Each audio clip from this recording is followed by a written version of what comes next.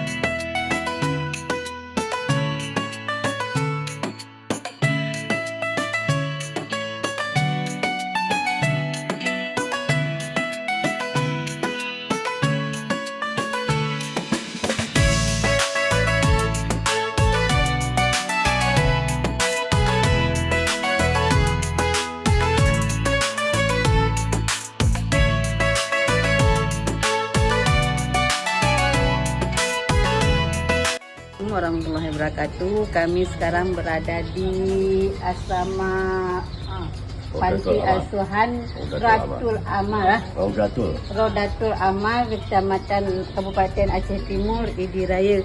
Jadi ketika kita lihat suasana masih sangat membutuhkan mobiler, dan kami mohon kepada keluarga besar Kemenak, kalau ada ala kadar bisa kita membantukan anak-anak kita yang ada di panti asuhan Rodatul Amal. Ibu Kadwil, semoga telah banyak melihat lokasi di sana sini dari dapur asrama putra dan asrama putri.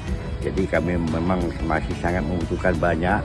Jadi harapan kami kepada Kemenak, keluarga besar Kemenak, dan memperhatikanlah sedikit banyaknya keluhan kami ini, semoga menjadi amal ibadah kita ya ke depannya. Itu saja dari kita.